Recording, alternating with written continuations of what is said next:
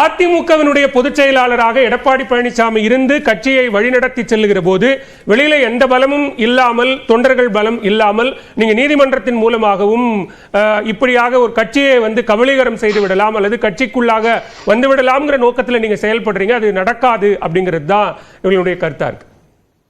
இல்லையா, கட்சி எடப்பாடியுடைய அல்ல, புரட்சி தலைவருடைய.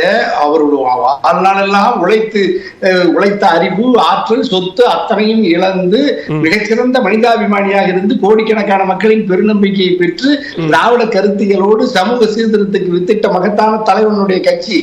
ஆகவே எடப்பாடி இப்ப தனியரசுக்கோ, கேசிபிக்கோ அல்லது டிடிவிக்கோ, ஓபிஎஸ்க்கோ, சின்னமாவையோ அவர் சேர்த்துக்கிறதுக்கு அவருடைய தனி சொத்து அல்லது அதிமுக. அது மட்டுமல்ல, 2 முறை இரட்டை இலட்சம் தலைமையாக முடிவெடுக்கக்கூடிய அதிகாரம் அவருக்கு இருக்குல்ல. நீங்க கட்சிக்குள்ள முடிவெடுத்துக்கிட்டே இருங்க. 2 பொதுக்குழு இல்ல, வாரம் கூட பொதுக்குழுல ஜெயிச்சிருவாரு, நீதிமன்றத்திலே ஜெயிச்சிருவாரு. வார்டு எலெக்ஷன்ல ஜெயிக்கணும்ல. மக்களினுடைய ஆதரவை பெற்று, தொண்டர்களின் ஆதரவை பெற்று எடப்பாடி எங்க வெற்றி பெற்றார்?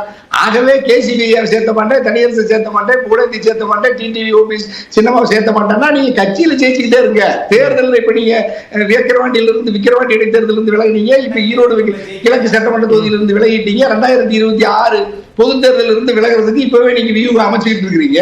எங்க கூட்டணி யார் வருவாங்க? உங்களுக்கு அரசியல் பேசணும்ல. ஒரு அரசியல் கட்சிக்கு தலைவன் பொறுப்புக்கு வந்துட்டீங்க, பரவாயில்ல, வர்றது நல்லதுதான்.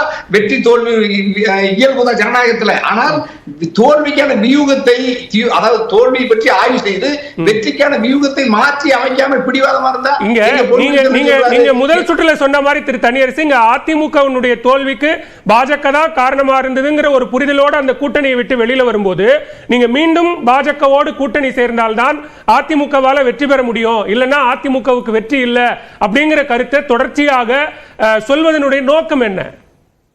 நான் 2 வகையில சொன்னேன். ஒண்ணு, நீங்க தேர்தல் உறவை துண்டித்துக் கொண்டு கோட்பாட்டு ரீதியாக பாஜகவை கடுமையா எதிர்த்தா தான் நீங்க தமிழ்நாட்டில் வாக்குகளை அறுவடை செய்ய முடியும். தோழமை கட்சியில் வருவாங்க.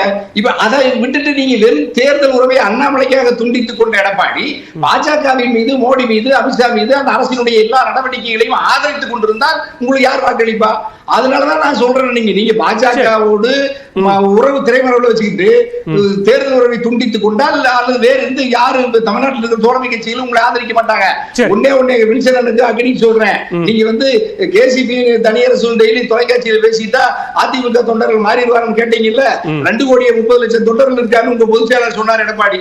நடந்த முடிந்த நாடாளுமன்ற பொதுத் தேர்தலில் வெறும் 87 லட்சம் ஓட்டு தான் வாங்கியிருக்கிறீங்க. 1,50,00,000 தொண்டர்கள் தனியரசு பேச்சை கேட்டு, கேசிபி பேச்சை கேட்டு எடப்பாடிக்கு வாக்களிக்காம புறக்கணிச்சு உங்களை தோற்கடிச்சிருக்காங்க. ஆகவே நாங்க உண்மையை சொல்றோம், நாட்டு மக்கள் நம்புறாங்க. உங்க பேச்செல்லாம் கேட்டு ஓட்டு போடாம இருக்க கூடாது, போடுங்கன்றாரு.